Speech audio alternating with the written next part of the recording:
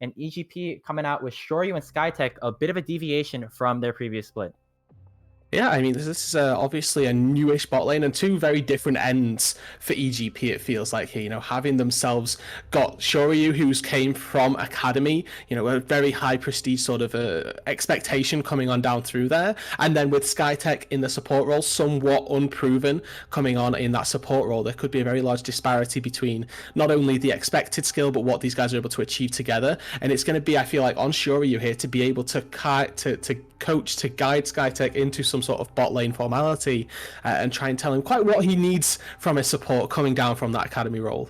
Yeah, and already, as we see in the draft, a lot of focus towards that bot lane. We got Thresh Jinx taken off the table for AOE, and while for them, they don't want to see any of Shoryu's Varus. And so with Renekton, Gwen, and Rumble rounding out the rest of the band, EGP is going to lock in a very strong jungler in the Udyr for Tomio to start it off.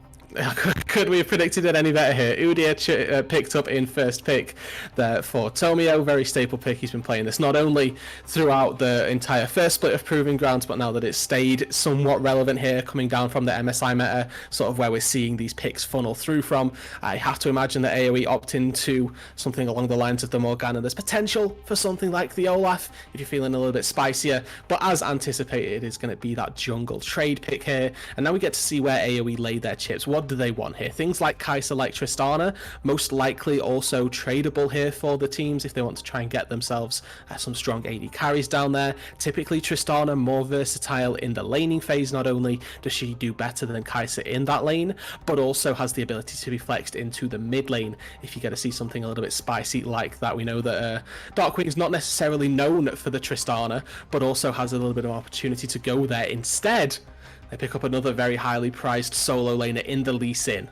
Yeah, and since we've been gone, Lee Sin has changed it a little bit. He's gone from a pick that normally goes into the arms of RBM to somebody that can flex into both solo lanes. And Faisal and Darkwing both have the potential to pick that one up. A very strong pick once again here for AOE in this first rotation. Mordekaiser's going to be hovered here on the other side of Evil Geniuses. I would not be too upset to see the Kai'Sa Tristana trade, because Shoryu, one of the best Kai'Sas that we have here in the Proving Grounds. And while on the other side, sketch streams 10-1 on Tristana this year. So seeing this trade, I would definitely be super happy if that happened.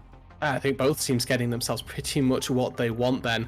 Well, now with the set locked in there by EGP, obviously a bit of a flex pick, can very easily be pivoted into the mid or top lane, but also a slight chance that we see a little bit of aggression coming out down on that bot side. We know that Hex Flash is a beautiful summoner spell, also a beautiful rune choice that you can take.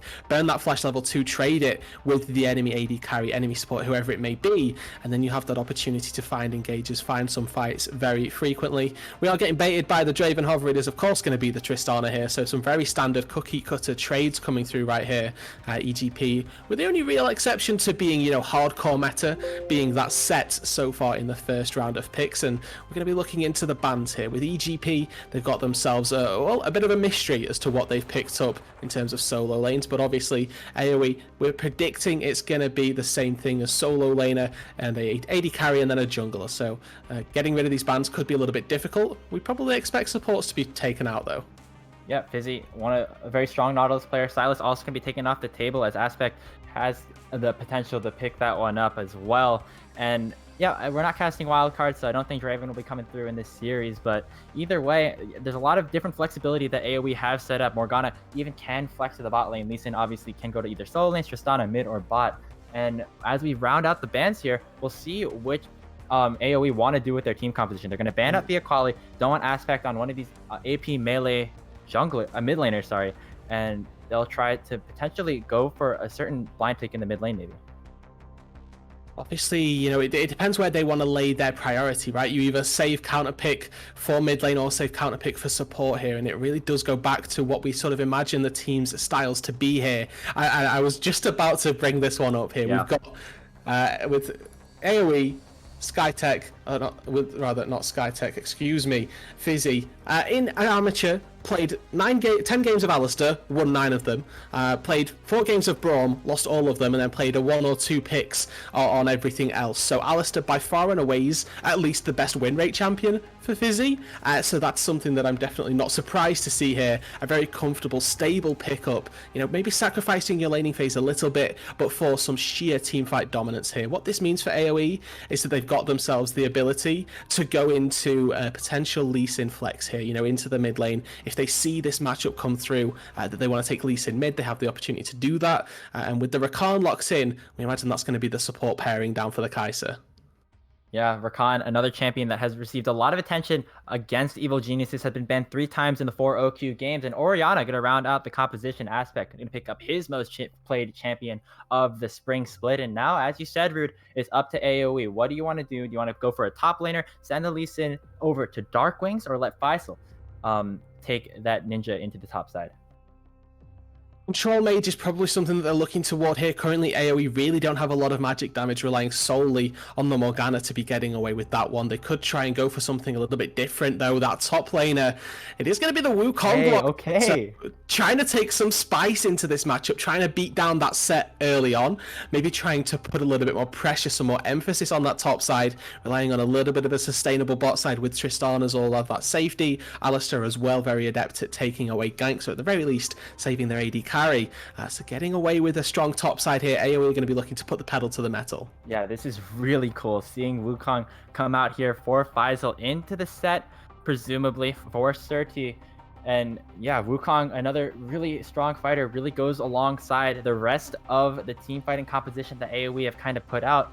Just have to worry a little bit, though, about that physical damage. Pretty heavy in that regard set. Obviously, and Udyr have the potential to stack a decent amount of armor as you get towards the later stages of the game. So RBM's going to have a lot of pressure riding on his back to make sure that he's able to dish out enough damage to remain a threat throughout the game. Yeah, I think that at some point, Lord Dominic's regard almost certainly going to need to come through. And if Tomio is able to get himself a little bit propelled on this Udyr, you know, getting himself an early game dead man's plate could very well see a really difficult position for the Tristana to be put in. Obviously, tending toward Phantom Dancer as a second item, you then obviously want Infinity Edge as your third. And if you're not picking up LDR till 4th item, that either requires a ton of resources being put into you, or a very delayed Lord Dominic's, which is going to cost you in those team fights, trying to cut through this set, trying to cut through this Udyr. Because, you know, if you think about jumping onto the backline as Tristana, what are you jumping into here? You know, you've got full frontal dive from EGP outside of that Orianna, and you have to imagine that she's going to have a lot of protection here, you know, getting the Tristana into the backline. It's going to have to be coordinated. It's not going to be too easy. Yeah, and a lot of pick potential also available here for AoE. The Morgana, Lee Sin, even the Wukong can jump out pretty far ahead of his team, come in with the Cyclone, and really disrupt a lot of stuff if a lot of the items start to come through. And so seeing this composition, definitely EGP has to be a little bit careful. They definitely have a lot of protection here, especially in things like the Orianna and the Rakan, but always just have to keep an eye out on one of those divers coming through. And a bit of a gauntlet of fire here for sketch streams, right? We've not really touched on it, but something about this matchup in particular going to be the just the nature of these AD carries. We already touched on Shoryu coming down from Academy, but sketch streams somewhat a bit of an unfamiliar character to some people in the amateur scene. Did have an effort, tried to go through the tier 2s in the first split of 2021, was unsuccessful. It was with Faisal as well, so there is again a little bit of that inbuilt synergy there. But for sketch streams coming into this team, has been performing incredibly well on AoE so far, but coming up against, as we mentioned, that previously Academy AD carry could very well be a difficult matchup for him, and have to see quite how much he has improved since that tier 2 failure in the first split, and see if he's able to come back and succeed with a better sort of surrounding composition in the teammates. Yeah, it's really interesting actually to take a look at the bot lanes for both of these teams. On EGP's side, you got Shoryu, a lot of Academy experience with Skytech, and then on the other side, you got Fizzy with the split of Academy under his belt, matching up against Sketchstreams. And Rude, the crazy thing, Sketchstreams and Skytech ended up playing together for, I think, Big League and Risen on a new Genesis / Conviction, whatever happened with that team.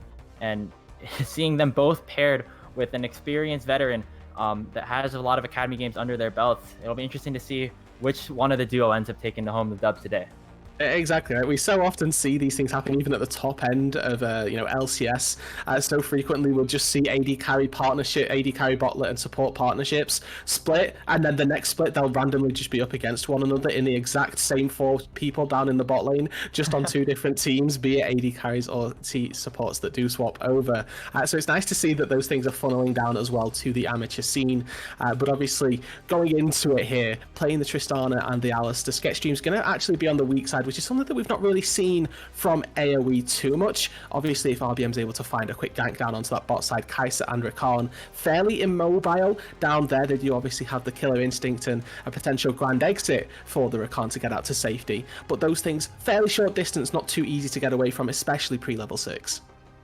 Man, I'm just so excited for this game, Rude. We got EGP, AOE, game 1 of Challengers Uprising. We're going to take a quick break, head over into the spectator delay, but don't go anywhere. We'll be right back on Summoner's Rift.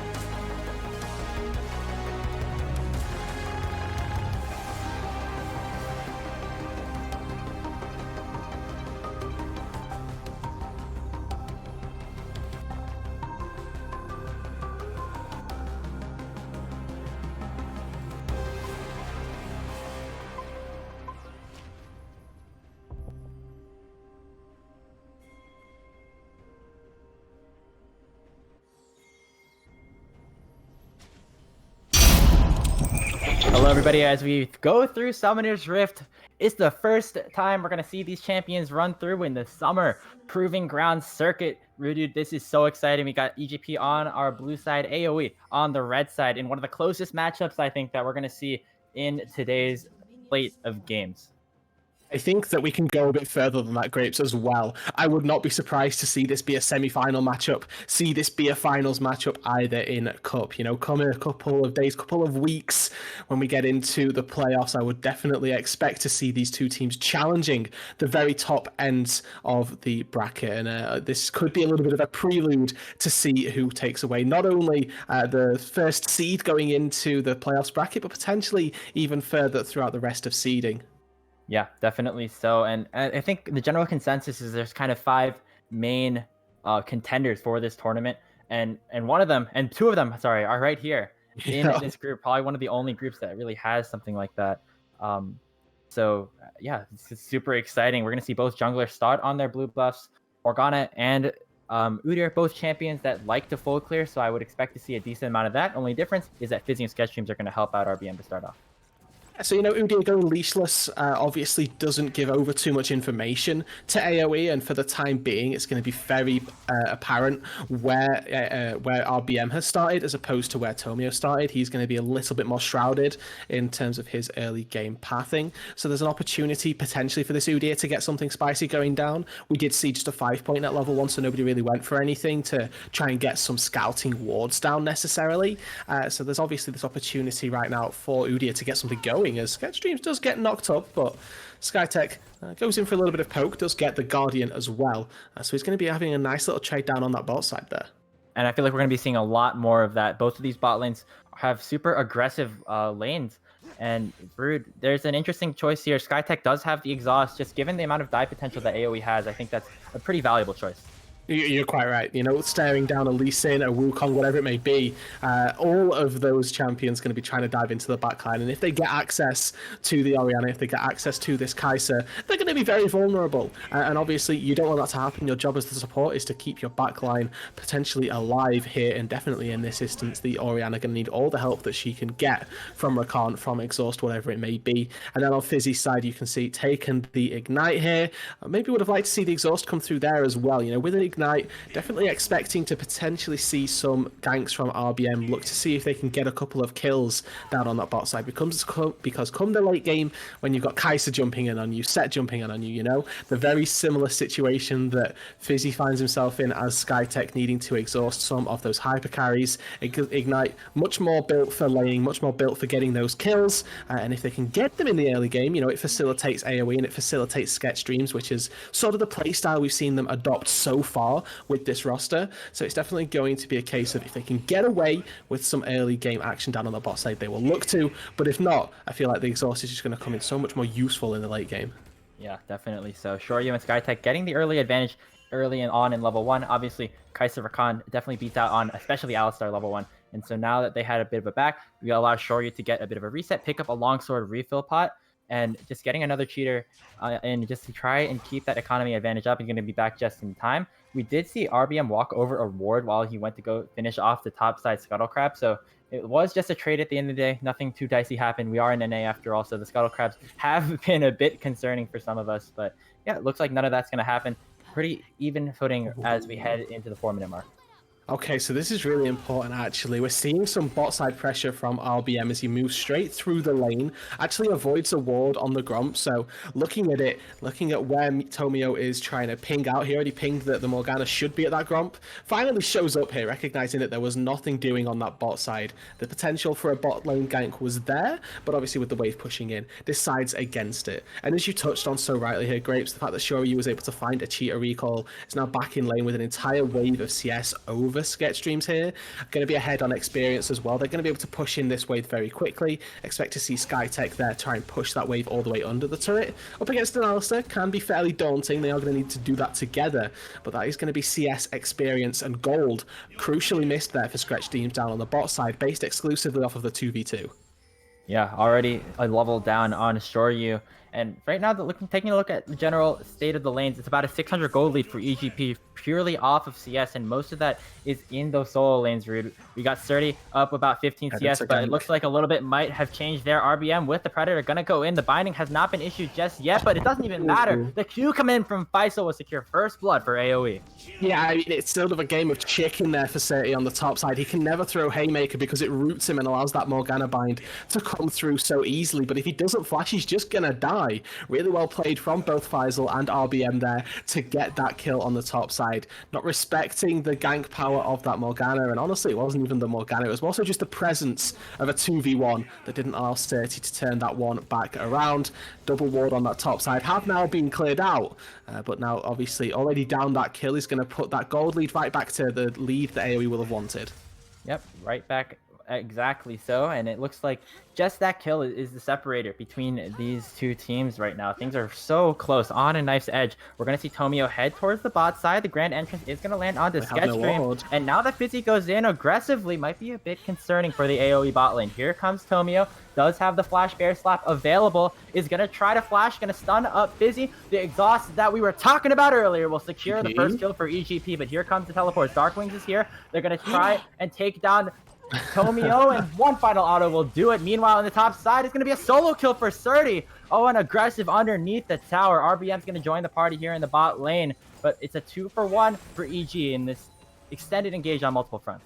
Yeah, and in the midst of all of that, the solo kill on the top side going down, actually the biggest thing out of this, Faisal already expended teleport to go back up to the top side. This is the counter pick Wukong that Faisal wanted to take into this. He's even had a gank to help him out on this top side, and the fact that Serti is still finding solo kills, still finding plates, is absolutely devastating for AoE on that top side. This is an absolute top lane devastation, and EGP are looking to find their advantages across the rest of the map as well. They get themselves that gank and kill onto the down on the bot side. It's traded back for one that does get picked up by Sketchstreams, but the fact that this set is so far ahead right now is something that AoE need to address quickly.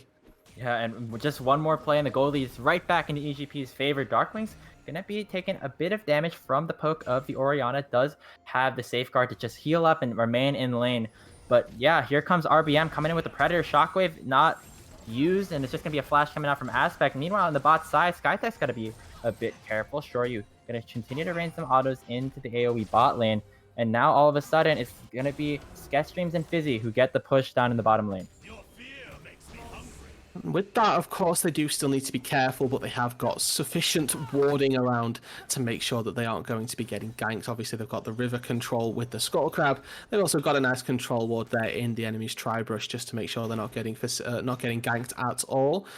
We see the game sort of settle back down a little bit here. The CS lead in the top lane closed up a little bit more by the fact that finally Serti had to go back to base and Faisal able to get a little bit of alone time with those minions. Looks like RBM is looking to try and now take away this Rift Herald, recognizing that the UDS should be on the bot side, potentially expecting him to go for the Dragon. Isn't going to be the case here, as we're also seeing Fizzy roam up to this top side. Has got himself those very early boots of swiftness, so roaming around those Summoner's Rift is going to be very easy, and we do see Skytech looking to do a very similar type thing with his Lucidity boots. Yeah, the boots rush definitely super valuable on the supports. Just get that first item in as soon as possible. Boosts are the cheapest item. Why not end up going for it? But now it looks like AoE's going for an aggressive play. That's the flash kick out from Darkwing, showing off his mechanic. He can play all different champions, not just the control mages, coming in with the Lee Sin, picking up his first kill of the game. Far too clean in the mid lane right there. Just set up in abundance coming through. Darkwings lands the kick. Flash, there's Alistair waiting over the wall, channeling Hex Flash perfectly. The timing on it all was just so pristine. The binding from RBM as well to chain the CC. There was simply no way out for Aspect. And now they could look for Skytech, but he channels that grand exit very well. Down on the spot side though, sure, you're in trouble. Yeah, Aspect's going to come in to just protect his AD carry. And now looks like AoE might be in a bit of a dangerous situation. Fizzy is the one that is the last one through. The Unbreakable will cancel some of the crowd control, and it looks like he might get out with his life, but here comes the quickness coming out from Skytech. Fizzy is left out to dry and will likely be the first casualty in this fight. Now Sketchstreams and Darkwings going to try and continue to go forward. That's going to be the binding landing onto the Rakan, and Darkwings is getting exhausted, but that means that Sketchstreams is left untouched. Going to get the resets coming through. That's the Soul Shackles landing onto Shoryu as well, and Sketchstreams is still alive as Meteos goes down to Tomio. Oh, that's the W. As Shoryu gonna snipe away a kill, and now Darkwing is in that 1v1. That's what he does best. The Red Bull 1v1 champion picks up a double kill as AOE win the fight. Oh, and it's so close to being incredible for AOE down on the bot side. They still get themselves a 2-for-4 trade, which is very nice for them. And obviously, they would have loved to keep Sketch Streams alive right there. It's a lovely snipe from Shoryu and that Void Seeker that gets the kill in the backside of the fight. They are going to get themselves a lot of plates down on this bot side. They get themselves a lot of kills onto Darkwings as well. This mid laner who's been looking to take a bit of a duel now, this top side in a battle. Fizzy all the way up to the top side. Haymaker's going to do a decent amount of damage, but that's the second proc of the Cyclone. One final Q will do, and Faisal bonks 30 over the head for the second time. And we're starting to see here more priority be put into this top side there. Faisal getting help from his team, from the support this time round as RBM obviously trying to collect some plates down on the bot side. We've got Fizzy, didn't really have anything to do down in the bot lane, recognised that the waves were going to be incredibly shoved, spent his time going up to the top side, getting Faisal now a little bit more agency in this lane. Still down in CS, but obviously with these kills in his back pocket, with of course the plating gold as well now. If we toggle the gold there, these top laners pretty much even. About 100 gold separating them. There's not really anything to speak of. Yeah, and either way, despite Surdy dying a decent amount, no matter how far behind he is, he's still a set, still going to be super tanky, going to tank up a lot, provide a lot of hard crowd control and a lot of damage. And now that he's sitting even with Faisal, the matchup that he decided to pick into the set is looking pretty good for him so far. So the first dragon was secured by Tomio and the rest of EGP, but that's just a small little advantage that they get, because right now the gold is way in AoE's favor. And if we did get, when we got that chance to talk, we did see in the mid lane Darkwings. Obviously, 3-0-3 is doing incredibly well in comparison to the Orianna here. Sat 1-2-1, and you can just see in the items in itself, right? Gore Drinker completed versus just the amplifying of just the Lost Chapter and the Tear of the Goddess there is going to be a very clear advantage for the Lee Sin in that mid lane. We do see turrets traded though, and it's going to be pretty sad actually for Sketch Dreams that he doesn't get doesn't get the first turret gold. It is going to continue to be top side advantage coming on through, and even down in items, right? Finally, the Stridebreaker picks up for Certi, but it was Divine Sunderer versus Components. Wukong paying the respect and paying the price really of losing his top tier 1. Yeah, and Tomio also on the top side just to generate a little bit more pressure, allowing Surdy to generate a little bit more gold for himself. Now with that first brick, as you said, Rude, picking up that Stridebreaker to match alongside his Bramble Vest. And that item is certainly going to be pretty valuable considering the amount of AD and the amount of healing that is on AoE. And it looks like Tomio's got to be a bit careful. RBM is continuing to chase a little bit, and it looks like the plant is just going to be issued. Skytech's going to be here to protect his jungler. And, interesting to note, you'll have seen it just there. Darkwing's actually putting a lot of points into the E at this point, is fully maxed out at rank 5. So going to be looking more so for the sort of poke as opposed to the all-in that the Sonic Wave and Resonating Strike can give you. Gives you a lot less committal, but still the same amount of damage. Nice to see AoE here rotating their bot lane up to the top side. Remember, we talked about them trying to facilitate Sketch Streams. They're doing exactly that by giving him a lot of turret plating on this top side. He gets another one in addition to all of those 5 collected down on the bot side. Of course, a couple did go over to Darkwings and RBM after the fight that we did see, but it's still nice to see that they're continually trying to put gold into the Tristana, and it's working here. Obviously, has got a little bit of an experience lead. The Kai'Sa has now finally been shifted up a little bit late to that play. Obviously missed out a wave under the turret there that will have been traded back on the bot side, and again, funneling different areas of the map. We've got Certi, who has been a standalone really in this game for EGP, but is still managing to keep even in CS, keep even in those trades, in those fights, and now collecting a decent wave for himself down on the bot side. Is going to be in a fairly decent position to continue to harass the Wukong through this mid game. Turret plates have just fallen, and with that, it's still AoE with about a 3,000 gold lead. And the next big objective of the game will be that Mountain Dragon, so it means we're getting either Ocean or Cloud as the soul. So not any of those fiery ones coming out here, but as we said, Rude, a lot of the pressure is on Sketch Streams. This is what we were talking about at the beginning of the game. A lot of resources have been funneled into him, and now sitting at 2-1-3, has the Kraken Slayer. The pressure is going to be on him, especially towards these later fights. And they're going to use the Predator here from RBM just to force down this turret. Could cost them a little bit, though. They obviously don't get the Demolish proc, and RBM has to, continually spend his time here. Have to wait and see if they elect to go for this second Herald. Obviously doesn't really offer you all that much with plates being down. You're not going to get any gold unless you're able to take down a turret entirely. But with that, it draws you back to the mid lane, and look at the priority, the pressure that Dark Queens has been able to put down. He's been able to take this turret to within a Herald charge's death distance. And if they get that Herald, they're going to be able to break open mid tier 1, complete their sweep of the outer turrets, and unlock the jungle of EGP. Yeah, and as you say that, second Rift Herald of the game, picked up by RBM and the rest of AOE. We'll probably be looking towards using that towards the mid lane, even potentially as that second dragon spawns. Aspect and Darkwing still just continually trading. Darkwing definitely has the gold advantage for now, working towards that second item, likely going to be the Sterix Gauge, just to get some extra survivability. And it looks like the lanes are just going to try and push out here for EGP, as they may or may not get a chance to reset before this next objective spawns. Yeah, AoE, they're dictating the pace of the game right here. They're moving their pieces around the map incredibly well. They need to pull RBM back into the mid lane here to try and collect themselves that tier 1 turret in the mid lane. But, of course, they still want to be collecting all of the farm that the jungle has to offer. You can see that the junglers have been keeping pace with one another fairly easily. Fizzy, potentially a bit of trouble. Oh, already chunked down so low. Didn't have even the chance to pop the ulti, but that's a big flash coming out of the AoE support. And now with Alistar essentially out of the fight, it looks like EGP will go forward and take the dragon 5 people strong. And that's a 2-0 dragon advantage going over to the blue team. It didn't really look like AoE were ever looking to contest that dragon, to be honest. They've got Darkwing split pushing on the top side. RBM going to be maybe trying to put down the Herald in the mid lane here. We'll have to wait and see. Shoryu just tanking up inside that Tormented Shadow. Definitely not what he would have wanted to lose half of his health to.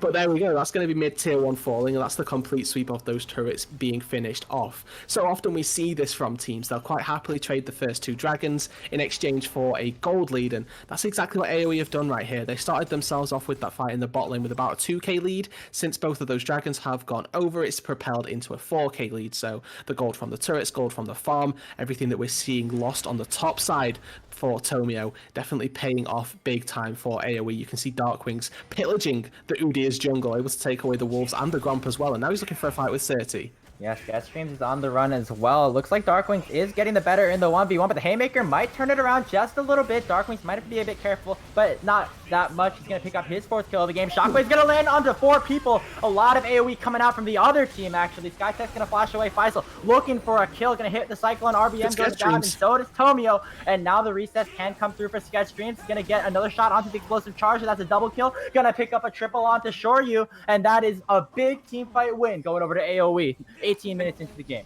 Are they going to go again here? Aspect gets caught by the Q, goes down as well. Darkwings is going to live this as well. And there we go, ladies and gentlemen. AoE, they facilitate Sketchstreams. They put so many resources into him in the early game. And now come this mid game, he has paid off huge. He gets himself a triple kill in the fight. Darkwings able to mop up Aspect on the backside of it. They get themselves all 5 members of EGP. They take them down. They're going to take down the top tier 2. And they're going to whack this game wide open.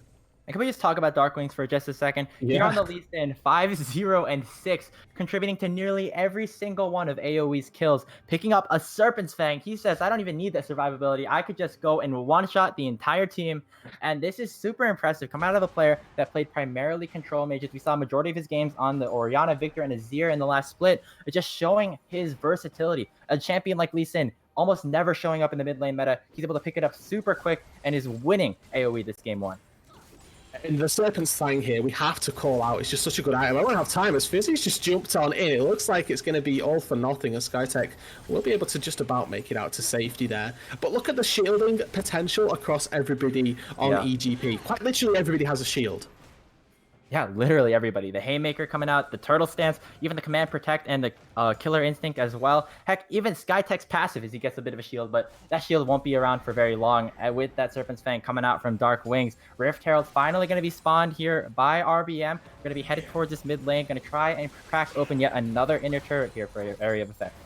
And they get it as well, the mid-tier 2 falling. They're trying to complete the sweep of those inners. There was a TP in there from Certi, but really well played. AoE back off, and now they're going to try and re-engage themselves. Flash not available for Darkwing. Surdy's going to be able to use his own Summoner spell to try and get away. The Haymaker will buy a little bit of time, but not enough. Sketchstream picks up yet another kill. Going to take the lead in kills on here on the AOE squad, and now they're headed into the turret. And it looks like that big objective will go down. The base of EGP has finally been cracked. Yeah, if we take a look at the jungle for EGP, he's just kind of jungling on the top side. I mean, to be honest, there's nothing that he can do if he goes back there, right? It's a 4 versus 5. Alistair's still got ulti. If they want to dive you, if you try and pull up a contest, then AOE are well within their rights to do so. So, Tomio making the best of what is admittedly a very bad situation. Losing that pick, getting down 2 turrets in the mid lane just opens up access to the mid lane inhibitor now. With Baron on the table, it has only been live for 30 seconds, so teams potentially a little bit tentative to go for it. But at the same time, you have to imagine here that they're just going to be so ready to try and at least bait it here. They've got themselves such a significant gold lead that they can use the Alistair to try and tank up that Baron for a little bit longer, and then as soon as they wish to turn, they can just go for it, try and find the fight, pull that engage trigger, and they can even use a split push down on the bot side if they so desire. Darkwings, as you've touched on, 507, 2.5 items completed, send him down to the bot lane, use his TP advantage, because if we look at it from everybody on EGP, they simply don't have one, and they're not even going to need to do that. The fact that they see 2 people down on the bot side is just their go button. No TPs means that they should be easily going to AOE. Yep, it doesn't even look like any contest is possible, as Tomio is all the way down into the bottom side, and RBM will pick it up with the smite for good measure, and that's Baron Nashor going over to AOE at 21 minutes. And, we talked about the advantages that EGP had. That was going to be those 2 Drake stacks, but in the last 5 minutes, AOE have just ran away with the game. Previously it was about 2 to 3k when EGP were taking the dragon. Look at it now, it's almost 10,000 gold that AOE are up in the lead. They cannot contest this dragon. This is easily going to be a Cloud Drake picked on up. And for a team here, quite like AOE, getting yourself a ton of Cloud Drakes only enables them to go more aggressive here. They're going to have their go buttons, their engages on much shorter cooldowns. The Lee Sin ulti already on a fairly low cooldown as we broach to this late game. And if we get a load of Cloud Drakes on the back of Darkwings as well, he's going to be making plays twice in one team fight at some stage.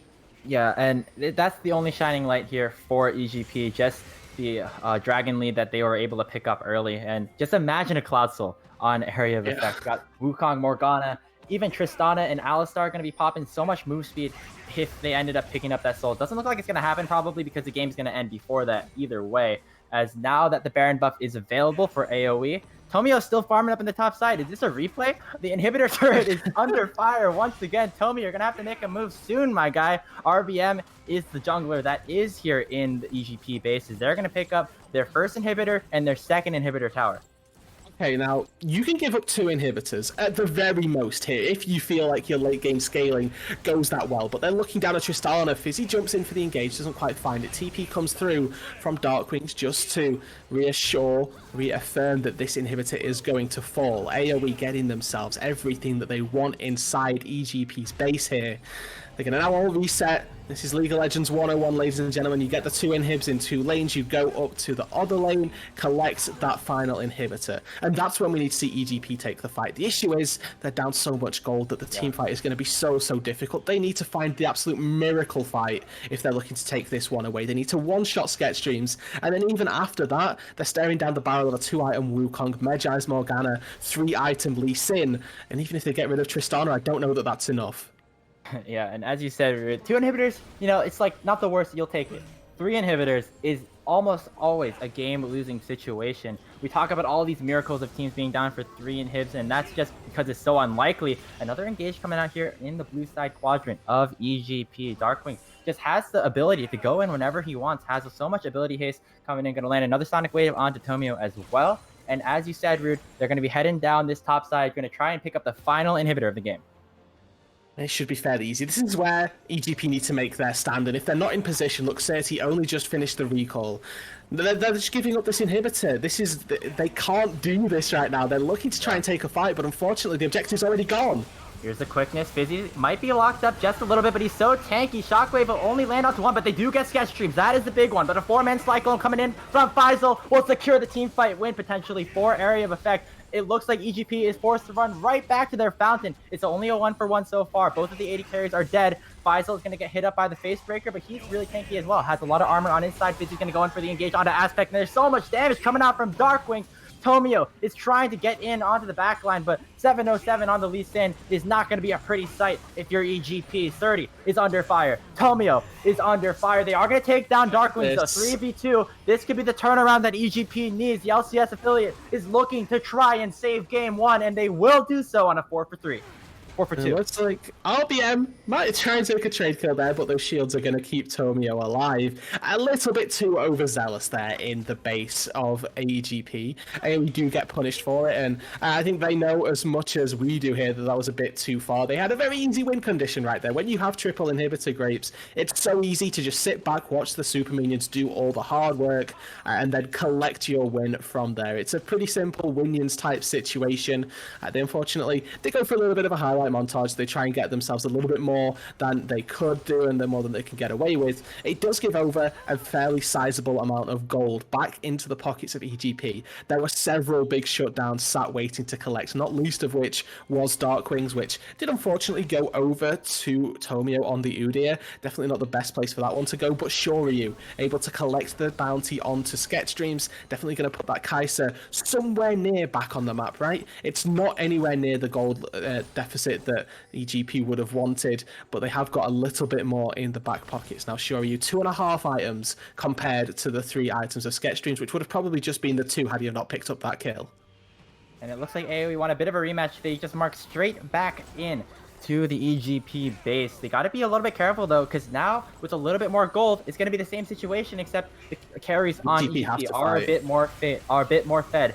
Sketch Dreams does have the black shield on, but here comes the engage. Fizz is going to land a 3-man pull, but here comes the showstopper. Not going to be all too much, though, and that's Sketch Dreams as well, putting in the damage as the Cyclone from Pfizer will finish off 30. The Nexus is under fire. It will go down. An area of effect. Take game 1. Yeah, and as you mentioned, it was pretty much the victory march right there, so long as they didn't dive under the fountain. It was going to be pretty easy for AOE to shepherd their minions in, take down the turrets, take down the Nexus, and take down game number 1 here. AOE, they come out strong, they come out kicking, and they take the game fairly convincingly.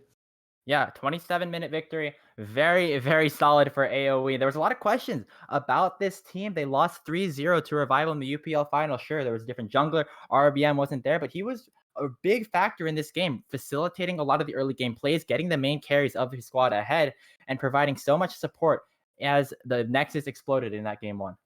Yeah, and talking about that support that he provided, obviously giving a solo kill, or not a solo kill, giving a gank and then a kill over to Faiz on the top side, we'll call it potential weak spot there for AOE, even though it was still a very bright point for them. The Wukong was able to constantly find agency in the team fights, constantly able to do exactly what was necessary to take down the Kai'Sa, take down the Orianna. But in the early game, Certi was still putting out decent pressure, and the fact that we saw RBM move up to that top side and just mitigate it, make sure that this set wasn't going to run away with the game, was definitely pretty impactful, and we also saw Fizzy do the same thing. It's just really good recognition, good acknowledgement from AOE to go, okay, our top needs a little bit of help. If we just give it a little bit of pressure, it spends 20-30 seconds of our time to stop this snowball from rolling, then the game is going to be easily in our favor. And it's now back to the drawing board for Evil Genius's Prodigies, who are looking to avoid a 2-0-2 sweep against both of the AOE teams. And a big thing, probably, Rude, will be towards that bot lane. Sketchstream's on the Tristana, picking up his 11th win of the 2021 season. And that is just such a scary pick to have in his hands. Combined, Darkwings, you can't really ban him out. He plays everything. But Sketchstreams, maybe if you try to focus a little bit onto that Tristana pick, might be a bit of an avenue to try and force one of the more inexperienced players on this team off of a comfort pick. Yeah, I think that's definitely a route that EGP can look to take, maybe target a little bit of their inexperiencedness on the AoE side. And we did obviously see a little bit of a glimpse of a weakness from Faisal, and see if Certi can potentially find himself an avenue to win out on that top side, as well as a potential throw into game number 2. Yeah, we'll certainly see if EGP can turn it around or will fall 0-2 to AOE Esports. We're going to take a quick break. Champion Select for that second game will be in your screens in just a couple of minutes. Stay tuned.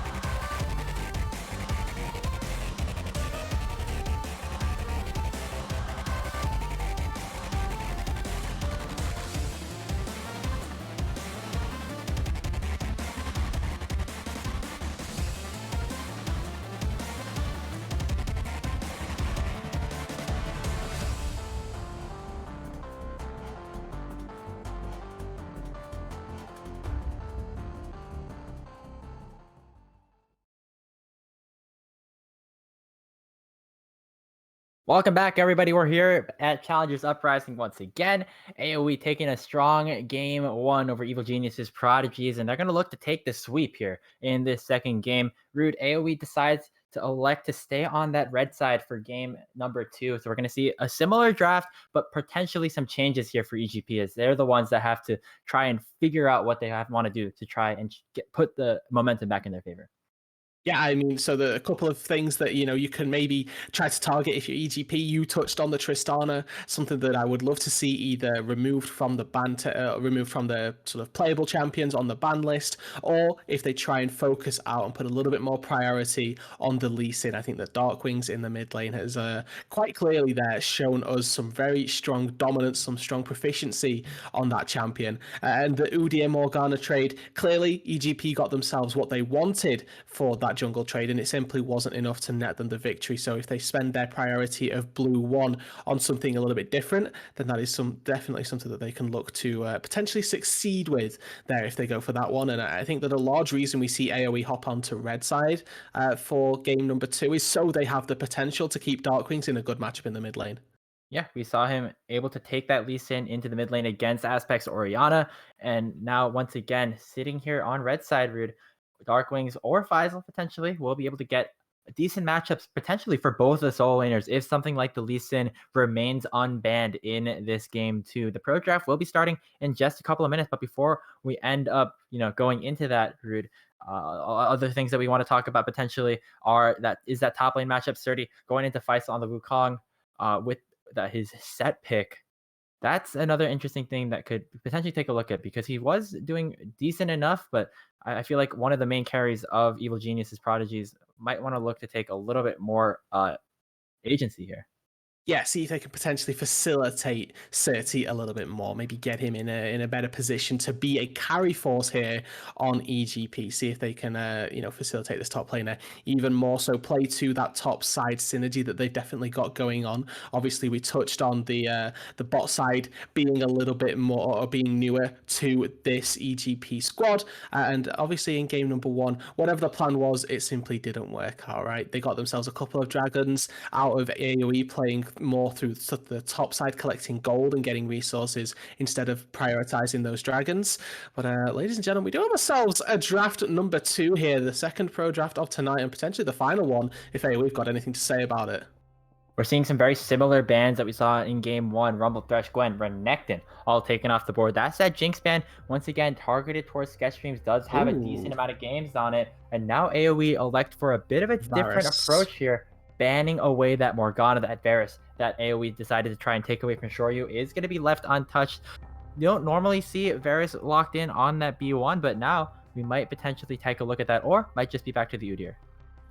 And obviously here, with Rumble off the table, this is 2 of 3 jungle picks that have been sort of removed. And obviously EGP here, they're quite happy to keep Tomio on this Udyr, get him that staple jungle pick. They're going to have an S tier jungler now relative to what we'll say an A tier jungler, right? This Udyr is by far and away the cream of the crop left up on the table. And I have to imagine AoE had got something on sort of wrapped up and ready to try and answer this. Be it a bit more early game aggression out of something like an Olaf, be it that they've got the Diana locks and loaded. We'll have to wait and see what their jungle pick is. They don't have to lock it here yet, which is the important part, right? They can quite easily take themselves 2 very highly priced picks. If they want the Varus, which didn't get banned, they can take that as well here. Lee Sin was a big pick for AoE in game number 1. Varus being banned in game 1 is still easily able to be picked up by AoE here. But my question is, do they want to take Varus when they can take Tristana for, excuse me, 4 sketch streams down in the bot lane? Well, it's going to be a Diana lock-in here for RBM in jungle. This is going to be super exciting. It's that mid jungle, potentially the AP jungle, the AD mid. And with Lee Sin coming in, it looks like Darkwings or Faisal is potentially saying, if it ain't broke, don't fix it. And I want to see, this is going to be waiting all the way around till R5 if we do see it locked in. But Yasuo with a Diana is something that I love as a combo to see come through for mid jungle. Obviously, they have a lot of magic damage coming out of this Diana, and they'd probably need something with a bit of a hybrid. So talking to this Kai'Sa on AOE could very well come through as a facilitator, and that is all coming down to the fact that they would want, if they wanted to take Yasuo in the mid lane, the combo between those two. Very nice, and I can get into it if it ends up being picked up. EGP though, quite happy to collect themselves this Varus. Sure, are you very comfortable on this one? They take the set as well for 30 up, presumably in the top side of the map here. So EGP running it back for the most part here. They do have themselves what they're going to deem a more appropriate AD carry, I guess. They wanted this over the Kai'Sa, which still remains open. But if AOE don't take their AD carry here, it's very easy for us to just see Tristana Kai'Sa bans, and then we're down to a little bit of a lower AD carry priority. Well, it's going to be the Varus, as you said, going over to show you. Set, once again, getting picked up, and that's another pick that we were talking about earlier, Rude, that Tristana, that Sketch Dreams has been so successful on, going to be picked up for himself down in the bottom side, we can only assume. And if things all go to plan here, he's going to be looking for his 12th win of the season on that champion. His second phase of bans are now underway. Yeah, I think getting Tristana for Sketch is just something that every team is going to be either looking to avoid happen post today, or just to really put in a good word in that respect, to put a lot of respect on the Tristana name here. And I'm very interested to see that EGP are actually the ones banning away the Nautilus here. You can see AOE targeting double support bans, more so because of the interaction between Tristana and Nautilus. Obviously, the hook that Nautilus throws out is incredibly difficult for Tristana to buffer jump away from here. So there's going to be, I think, 5 support bans here in this draft. It is the Leona that gets swapped to here. So I mean, this is just going to be Alistair, you have to imagine, coming through once again here on this R4. We know Fizzy is incredibly comfortable on it, and if they take the same bot lane here, I don't see any reason they wouldn't do. And this is super interesting, Rude, because despite EGP taking that loss here in game 1, they have the same 5 bans in this game too, so not a lot of differentiation here. But instead, it's going to be AOE shifting the gears just a little bit. Going to still go towards that melee engage support, but instead of the Alistar, going to be the Rel. Now, on the side of EGP, they have to choose if they want to take a support and a mid laner here, and I would really like to see maybe Varus paired along something like the Lulu. Getting another enchanter in there could be super useful on Skytech.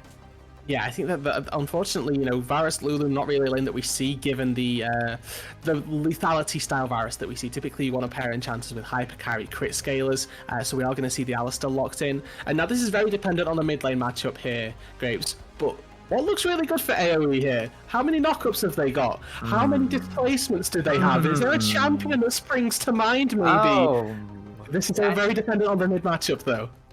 Yeah, obviously, and we'll see what Aztec wants to pull out here. It's going to be the Orianna, so, I mean, it's not a bad matchup, Rude.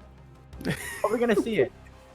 I think, okay, I'd be disappointed if we don't. It's still very out there to see a Yasuo locked on in. It really does depend on multiple variables. There's Faisal and his comfort on the top side. If he can take the Lee Sin into a set, most likely we would just see a potential run back of the Wukong on that top side and go for something like that. But the Sylas actually locked in the mid lane. Definitely a very powerful champion to be locking in for themselves, especially when you're staring down an Alistar. Another one of the Darkwing specials here. That Sylas coming in. Obviously, the Alistar ultimate is the one that strikes perfectly first, as something that AOE would want to try and hijack away from EGP's side. But even things like the Chain of Corruption, the Showstopper, hell, even if our Orianna Shockwave can get stolen, lots of incredible ultimate abilities that Sylas can try to take away. We're not going to talk about Udyr because that one sucks, but either way, AOE lining themselves up with a very similar team composition that we saw in game number 1. Only difference is that Diana coming in instead of the other pickup that RBM decided to go for in the Madonna, who was banned away, but very similar styles for the rest of the team comp. And honestly, we can't say that this is going to be, with absolute authority, Darkwing's is Sylas in the mid lane. Sylas can easily be flexed up to the top side and wouldn't be too far removed to see Faisal lock in the Silas for himself. Obviously, stealing away that set ulti gives you a very nice little disengage in certain situations. Obviously, a grand engage as well if you're looking to try and get away with something like that. So again, solo lane flexibility displayed by AOE, the fact that they can take different solo lanes and flex their champions around, is definitely something that EGP haven't got themselves so far in this draft. And it comes down to this side selection here. When you're on blue side, typically you're going to end up safely blind picking one of your solo laners, and in this case it was mid lane, right? They can't be locking in something spicy in the mid lane that gets easily countered by something that is much more meta, so they have to, or feel like they've got to at the very least, default back to Orianna, that safe wave clear control mage in the mid lane that can still have insane impact, we should add, but needs to be doesn't need to be respected as much necessarily by the other champions that you're putting out from AOE side, and they're able to take this matchup, be it Lee Sin in the mid lane, be it Silas in the mid lane, whatever it is. Orianna doesn't have the exact same level of aggression, let's say. Yeah, and it looks like second game in a row for Aspect's Orianna, second game in a row for Tomio's Udyr, and that's kind of the stability that EGP want to rest on here. Sitting here on the blue side, once again, they do really like blue side, picked it in all 4 of their OQs, but either way, this is a very interesting draft that they've set up here. A little bit of a different situation here. Instead of the Kai'Sa diving in onto the back line, it's going to be Varus picked up here. We're potentially going to see that lethality come through with things like the Prowler's Claw, even the Serpent's Fang. And it's a very different approach that Shoryu is going to pull out. But remember, AOE did ban this champion in game 1, so we'll be excited to see how he does here. Yeah, and Varus as well, just as an AD carry, thrives in the laning phase as just by being a lot longer range than Tristana early on. You know, auto spacing in the early stages could be something to keep our eyes on, and for Sketchstream's obviously going to know the limits of the early game Tristana range, but still needs to be cognizant of the fact that Varus is very dominant in this laning phase. Yeah. With something like the Alistar as well, this Alistar into Rel matchup isn't something that we've seen quite so recently, but the two supports do have niche interactions with one another. The Alistar can counter the Rel's engage, the Rel can counter the Alistar's engage. You know, it was dubbed a little bit early on that Alistar was the be-all and end-all counter to the Rel, but at the same time, Rel can fluff Alistar's engage just as easily with a snap on that E-cast.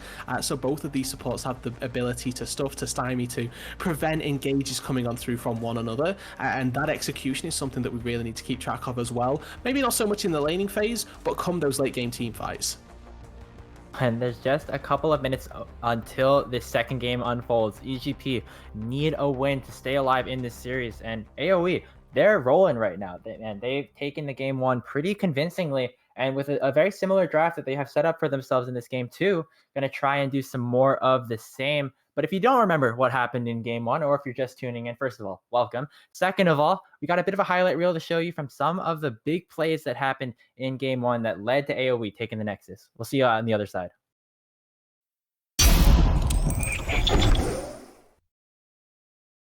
Might be a bit concerning for the AOE bot lane. Here comes Tomio, does have the flash bear slap available, is going to try to flash, going to stun up Fizzy. The exhaust that we were talking about earlier will secure the first kill for EGP, but here comes the teleport. Darkwings is here. They're going to try and take down Tomio, and one final auto will do it. Meanwhile, on the top side, it's going to be a solo kill first item. Why not end up going for it? But now it looks like AOE's going for an aggressive play. That's the flash kick out from Darkwing, showing off his mechanic. He can play last one through. The Unbreakable will cancel some of the crowd control, and it looks like he might get out with his life, but here comes the quickness coming out from Skytech. Fizzy is left out to dry and will likely be the first casualty in this fight. Now Sketchstreams and Darkwings going to try and continue to go forward. That's going to be the binding landing onto the Rakan, and Darkwings is getting exhausted, but that means that Sketchstreams is left untouched. Going to get the recess coming through. That's the Soul Shackles landing onto Shoryu as well, and Sketchstreams is still alive as Meteos goes down to Tomio. Oh, that's the W. As Shoryu gonna snipe away a kill, and now Darkwing is in that. Yes, Sketchstreams is on the run as well. It looks like Darkwing is getting the better in the 1v1, but the Haymaker might turn it around just a little bit. Darkwing might have to be a bit careful, but not that much. He's going to pick up his 4th kill of the game. Shockwave's going to land onto 4 people. A lot of AoE coming out from the other team, actually. Skytech's going to flash away. Faisal looking for a kill. Going to hit the Cyclone. RBM goes down, and so does Tomio. And now the reset can come through for Sketchstreams. He's going to get another shot onto the explosive charge. That's a double kill. Going to pick up a triple onto Shoryu, and that is a big team fight win going over to AoE. 18 minutes into the game. Are they going to go again here? Aspect gets caught by the Q, goes down as well. Darkwings is going to live this as well. And there we go. Carries on EGP are a bit more fed. Sketchstreams does have the black shield on, but here comes the engage. Fizzy's going to land a 3-man pull, but here comes the showstopper. Not going to be all too much though, and that's Sketchstreams as well, putting in the damage as the Cyclone from Pfizer will finish off Surdy. The Nexus is under fire. It will go down. An area of effect. Take game 1. Essentially.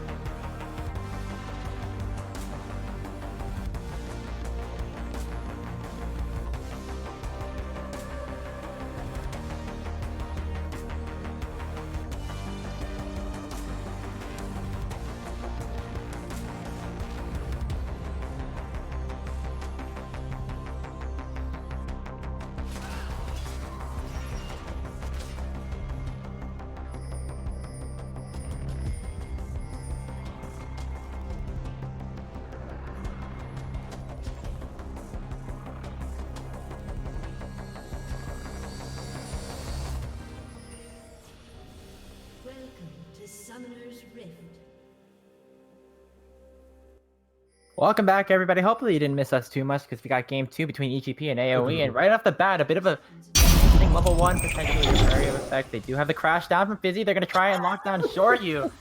Yeah, I didn't even get a chance to introduce us. There's just action already happening. No, Grapes, you know, these guys are going health for leather level 1, and I wanted to touch on this bot lane coming into it because I was thinking that this is somewhere the EGP could look to try and exploit. In the first game, they were able to get themselves a laning lead based off of jungle pathing as well, Tomio showing his face a little bit down on the bot side, and then getting a cheater recall. Sure, you actually had a very decent advantage in that bot lane isolated in the 2 versus 2. And now with the Varus, he has a much better laning AD carry to try and extend that lead once again.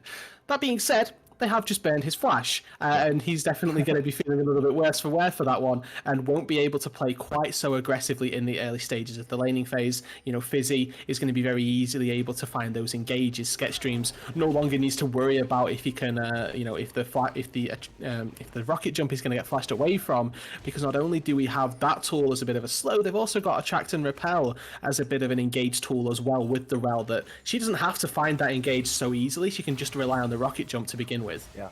Oh my. Yeah, that's a really interesting combo that they have unlocked there in the bot lane. We've seen things like Samira Rel, even Kaiser Rel, the Tristana Rel, a little bit less present I would say, but certainly something that could be super interesting here. Darkwings and Aspect, once again, just going at it early on in this game. And we saw blue buff starts for both the junglers in game 1. We're going to see red buff starts for both of them in game 2. They're prepping for a level 2 all in here. Fizzy is going to have Flash ready. He's dismounted, looking for the engage with that remount upon level 2. You need to see EGP respect this with the highest of regard right here. You can see Skytech is just waiting. You know, he's shepherding his AD carry right here, predicting that if the Flash coming through, there's going to be an immediate pulverize, an immediate headbutt, whatever it may be. Skytech is stood and ready. Unfortunately, you know, they're going to be able to get to level 2 fairly easily. Sketch obviously playing the Tristana, does push in this wave passively just by auto-attacking the wave and last hitting those minions. And you can even see down there that Shoryu still getting the better end of these trades just with that extended range that Varus has got. Yeah, excellent job there by the EGP bot lane. Knowing that the level 2 was going to come, they ended up playing under the tower just to prevent any sort of hard engage coming out from Fizzy. Darkwings, though, a little bit careful. He does have a bunch of potions taking, does have a cookie as well, but that's a nice trade from Aspect, going to force a back coming out of the AOE mid laner. So a bit of a difference here. A lot less prio going Darkwings' way here in this game too. Sylas into the Ori, not quite as favourable it would appear then as that Lee Sin. And down on this bot side, this is getting fairly scary here for Sketch Streams, for Fizzy.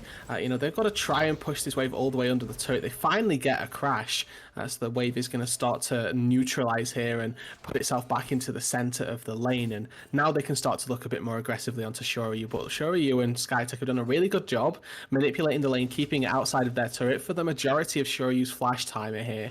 You've got about a quarter of that cooldown left to go. That's about 1 minute and 15 seconds before anything scary is going to be coming on through. And now that flash engage from Surti traded the flash back, but needs to be careful. Tomio's lurking.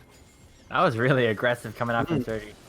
Forcing the flash out of Faisal, but now one person that doesn't have flash is Sure. You're going to get hit up with the explosive charge. The Ignite is ticking. That's the shot. And oh, the heal coming out from Skytech. I was ready for a big like explosion sound. I was going to go all like really crazy noises or something, but the heal is crucially going to save Shoryu's life there in the bottom lane.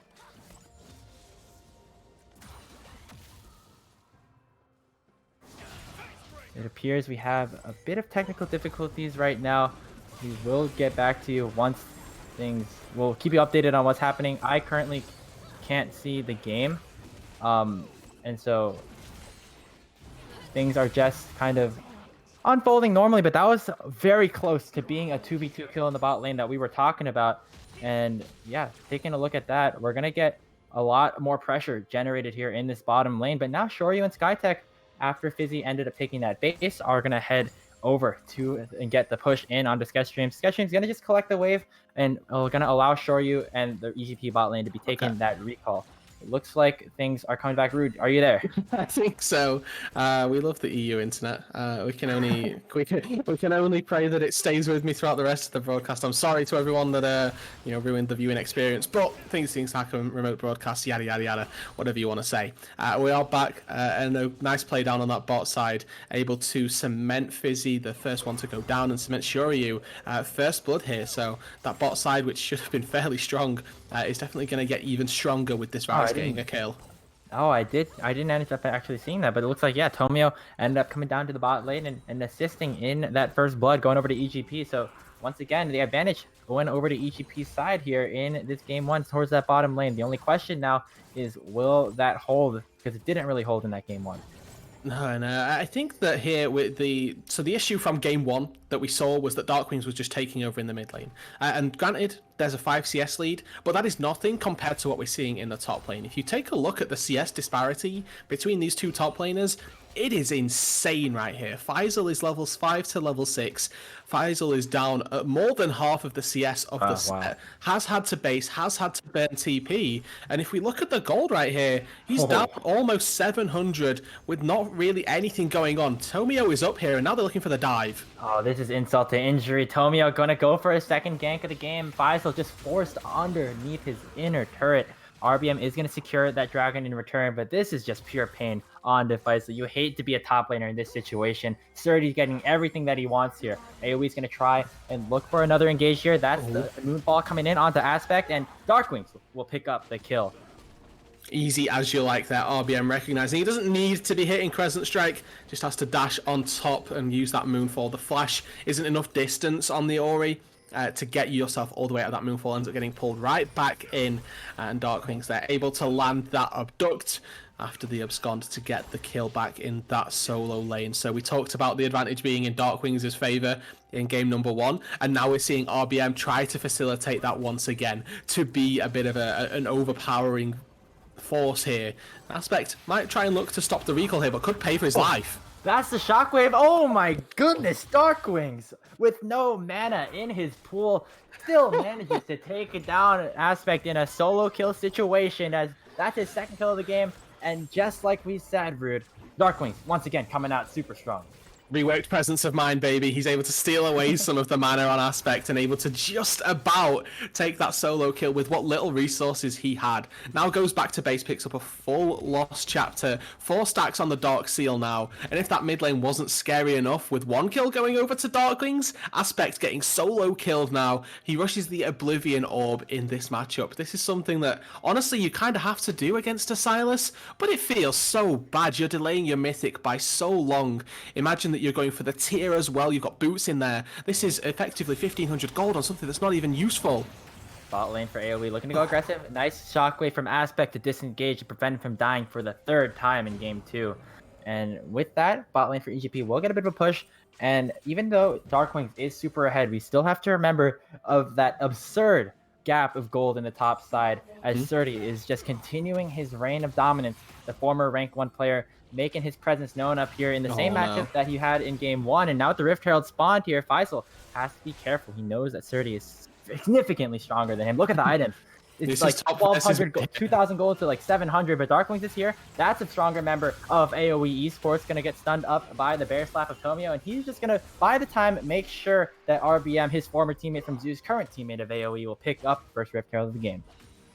Okay, so we're seeing the 2 strong forces collide here, with mid lane being more priority in AoE's favour, with top lane being more priority in EGP's favour. We see that it is mid lane that rules the roost here in game number 2. The fact that Darkwings comes over means that Surty, Tomio don't really want to be going for that play, don't want to go for that fight, and the Rift Herald is picked up by RBM.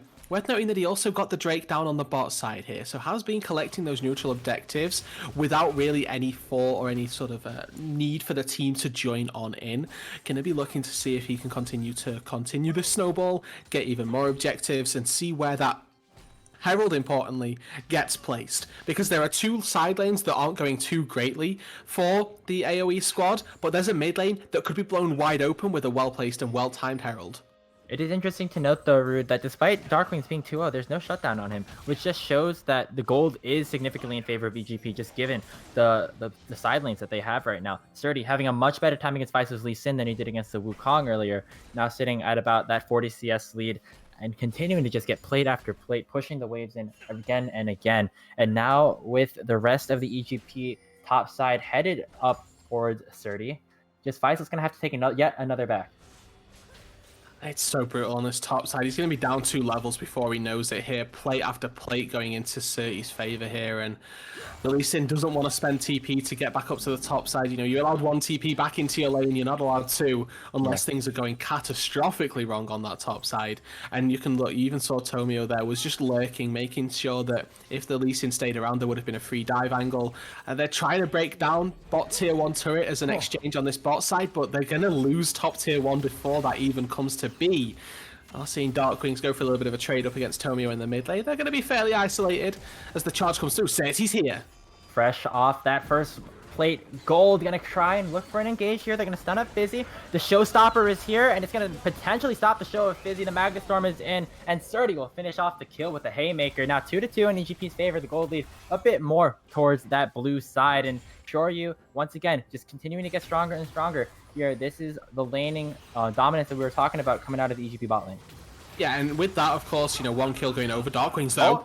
Aspect, gotta be careful. That's the crescent coming out from RBM. Just gonna do a little bit of a fadeaway, throw out the ability, walk away. Cool, guys, don't look at explosions. And that's the first kill of the game going over to RBM as the 3rd death for Aspect. And now Here comes Faisal coming in from the flank. The TP was beautiful. That's why he didn't use it up top. They're going to lock up Shoryu, take him down. Faisal picks up a kill. And now it looks like Sketch has to be a bit careful. Skytech's going to flash in for the kill, but right under the tower means that Faisal can pick it right up. And that means that a lot of the gold is actually very, very even again in the top side. That's exactly what Faisal needs. Honestly, I don't know that it's going to be enough to get him back into this lane. Honestly, so much of the deficit comes from more than just the gold. It's coming from the experience disadvantage as well here. You know, currently only 8 to 9 might not be the worst thing in the world, but every single level that you lose is about 500 gold's worth of stats in base levels that you aren't able to acquire. Certainly on the top side has now collected himself about 3 or 4 uncontested waves. He's going to be able to get himself maybe even more damage onto that top tier 2 as well. And you can see, if you look at the minimap, Sketchstreams can't step up to this. Tomio's nearby, and this set is well within his rights to start one-shotting this Tristana underneath the tier 2. Oh man, double autos combined with a Q max from 30 means that the towers go down so fast, and now Sketchstream's gonna have to use the rocket jump away. As the 30 said, it's very strong. Busy and the rest of the AOE bot lane will be here to pick up the remains of that wave. We're 13 minutes in. Top tier 2 is already down. This is insane laning from 30. And this is what we wanted to see, right? We talked about the fact that Faisal was potentially a bit of a weak link coming through in game number 1, and Serti in this game. Be it that this is a better matchup, be it that Serti has just decided that he needs to go ham. He's managing to collect kill after kill, or rather, but CS after CS really, the most important feature right here. Now looking to potentially catch out Sketchstreams here. He's got no support really. Fizzy's nearby, but there's a great big wall in the way. There's a lot of terrain in favor of the set right here, and Tristana is going to be in trouble. Here he goes. The TP is going to come out to prevent any sort of engagement. Now Serti's got to be a bit in trouble. Serti is going to use this showstopper, on the Sketchstreams and pick up the kill. And that is the collapse that we were looking for from EGP. 2 kills going over to the main carries on AOE. And that is a beautiful chain of events coming out from the Prodigies. The setup was so good. The fact that Serti bided his time for so long in that brush. There was no way that Sketchstreams was anticipating it. No way that anybody on AOE was expecting a set to come rolling out of that brush. And as well as Sketchstreams played it here, saving the showstopper for when the Tristana uses her rocket jump to try and get away. Says, no thank you. We're going to be taking you into our turret, taking you down, and shutting down the Tristana. Something that we definitely need to see continue here, because we've already talked about Sketchstreams now with an 11-1 record on that Tristana. Taking down a peg or 2 in the laning phase, taking down another one as they try and transition him around the map. Definitely going to be an avenue of success right here. They've hit on all of the key points that we talked about from games 1 to 2, getting themselves a better topside matchup, getting themselves more facility out of the bot lane as well. Everything that EGP will have wanted. This game is so close. It's a slight gold lead on the EGP, but the 2 dragons on to AOE. It's a similar situation, just the opposite way that we saw in game 1. And Aspect, after being behind significantly, able to pick up 2 kills here, 15 minutes in, gonna start to work towards that Luden's Echo, and he's gonna just try to be stronger here. Faisal, though, gonna kick Serti back into the tower. He's tanking so much, and the Haymaker will miss onto the top laner. Fizzy will get the assist, potentially, if the kill ends up going over, but Skytech wants to try and save his top laner. Will he do it? No, he flashes right in to bring him into his arms, and now Darkwing and RBM are going aggressive here. Tomio is going to get chunked out pretty low, but Darkwing has to be careful. The Kingslayer was not actually ended up using, so it's a 1-for-1, but Sketchstreams picks up a kill. He's going to rocket jump in, fights on 2 fronts. Fizzy going to end up getting down dangerously low as they take down Skytech in return. Shoryu will pick up his 2nd kill of the game, and now it's Faisal versus Shoryu. This is the 1v1. Can we get it? That's a Sonic Wave. That's the healing, but no. The arrow for Shoryu will pick up the kill. And that is him patting that rookie on the back, saying, nice try, let's try again sometime soon. So a 3-for-3 overall across the map right there, if you exclude Serti going down to begin with, to start all of that off. So overall, 4 kills to AOE, 3 back to EGP. That was chaos on multiple fronts right here. We saw Faisal and Fizzy trying to dive in the bot side. We saw the same thing happening on the top side, and against maybe the run of play right here, AOE get themselves not only the advantage in kills, they also managed to take down a turret, and they're the ones that are making the plays happen. You know, going from that position that you touched on not a minute ago here, Grapes. We were expecting EGP to start dictating the pace of this game, but AOE, they say no chart, no thank you. They're just going to start turning it on their favor as well. And despite all of the shutdown that came through onto Faisal, he's more than happy to try and take the fight. Surdy really wanted that tower. Finally ends up taking it. Now Darkwing's stuck in a 1v2, but here comes Faisal. Score Drinker is on lock, but Tomio is going to take down the Silas. 1Q from RBM will secure the kill onto the set, and that is the collapse from AOE, picking up 2 kills.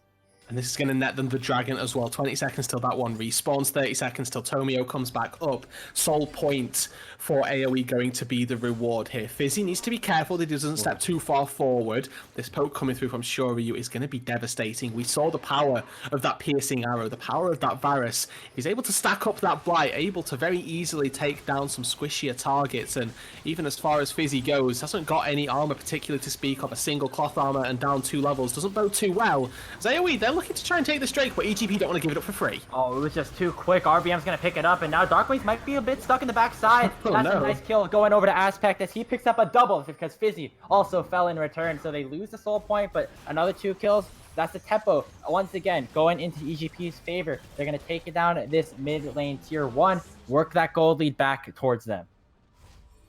So a little bit of an overzealous TP there by Darkwings. I think that honestly, if he doesn't TP in there, then the rest of the team, or then the rest of EGP are just going to push forward and try and take out everybody else on AoE. So it's one of those where it looks a little bit in from Darkwings, but honestly, if there was the other, we're in a parallel universe where the opposite plays out, then it could have been a lot worse for AoE. Giving over 2 kills in exchange for Soul Point, still good for EGP to get themselves a little bit of gold back in their pockets, as well as collecting that mid-tier 1 to enable them to do that even more so.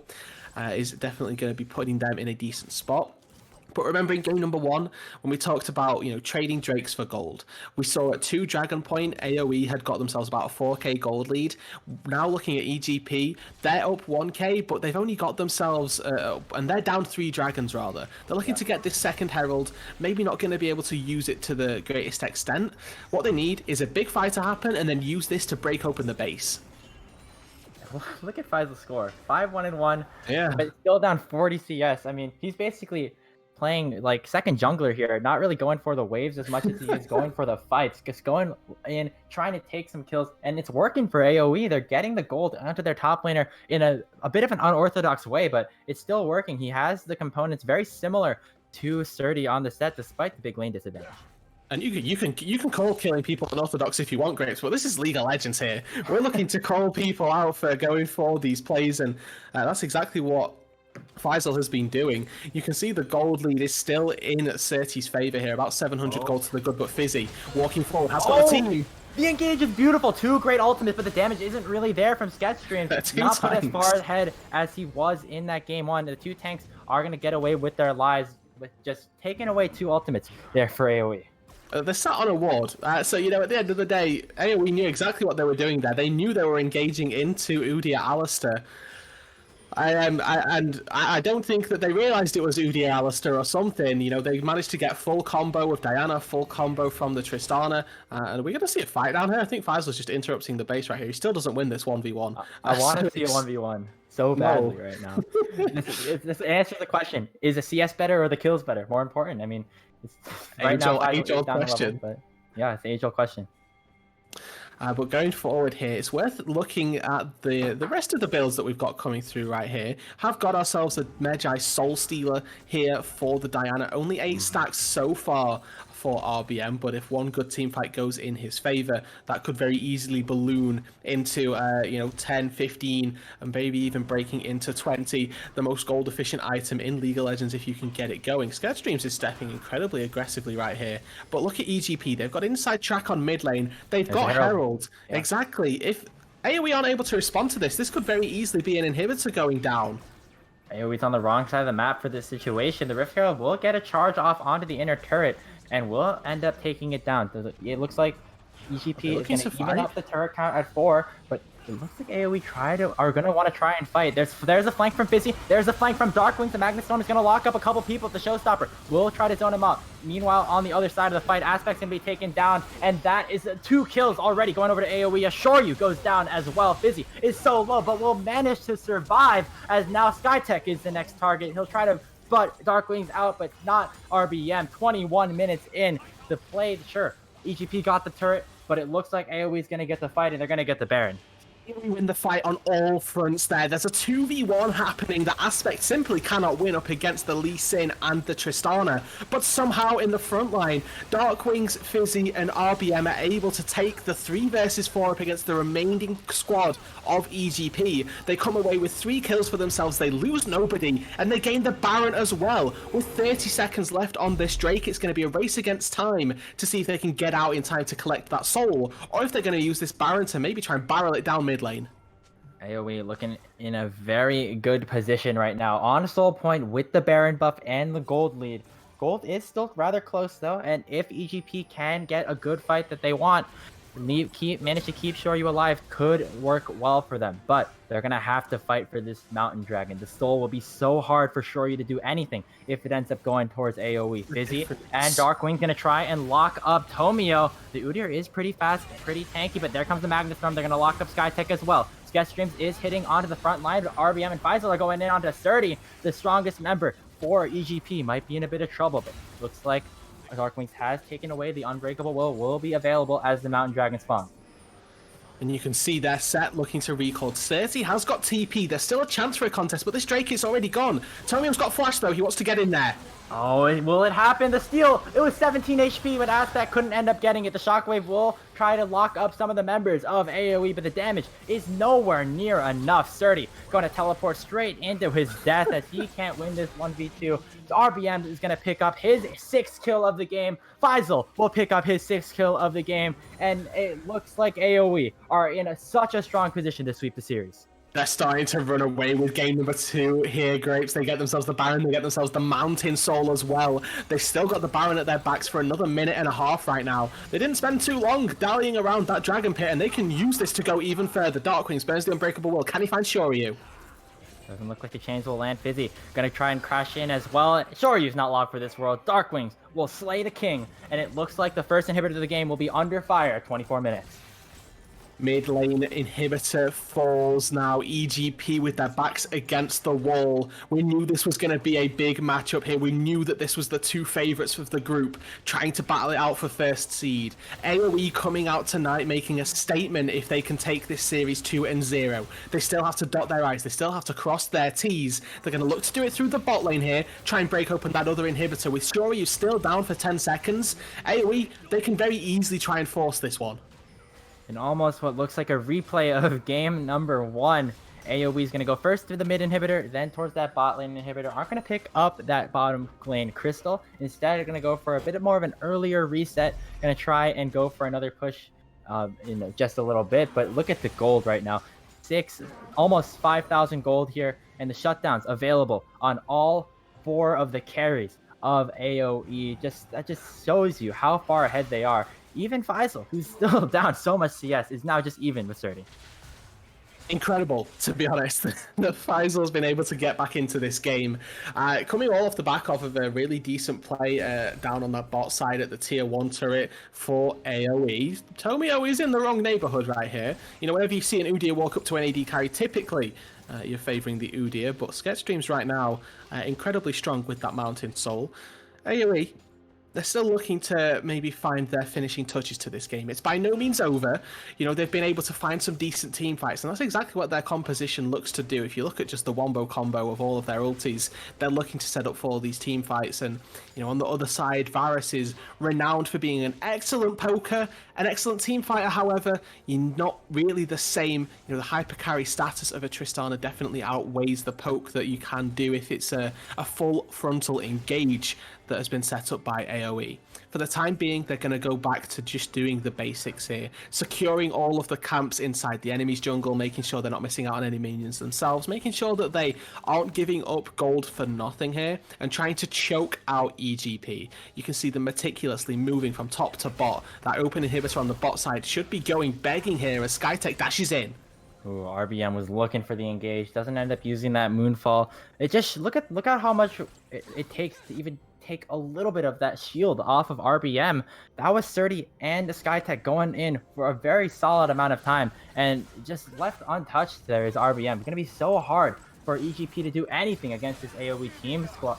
And looks like Darkwing is going to steal that Unbreakable Will again. Chain of Corruption will miss. 30's now in the middle of 3 people. And now Faisal and Fizzy are in onto the back line. That is a beautiful ultimate. RBM will pick up a kill. And 30 is the next target. Skytech not long for this world, as it looks like the rest of EGP will remain under the base. It's a 5v2 with the Nexus towers exposed. And I think AOE might have done it. And Try's aspect his big shockwave isn't enough. Darkwings pops the Unbreakable Will simply to BM underneath the Nexus there. Game number 2 and the series here go to AOE Esports. What a game coming out from AOE. It was a little bit dicier in the early game. EGP did manage to get a couple of big advantages, notably towards that top side. But at the end of the day, in just the same amount of time, it's going to be AOE sweeping the series against one of their toughest opponents in EGP. Yeah, and exactly. Inside 27 minutes, once again here, 27-16, the game clock as the game ends. They managed to withstand the early game pressure of Certig. They managed to withstand the early game pressure of Shoryu. And this time, it didn't really feel like it came out of any particular lane. It felt like it came from team cohesion. They found a fight outside their mid-tier 2. It all spanned and turned back around. Remember, when we thought EGP had got inside track on mid lane, AOE just say, great, you've got inside track on mid lane. We've got inside track on the flank with this. Rel comes from one side, Lee Sin comes from another, Diana from another. The fact that you're in mid lane means that you're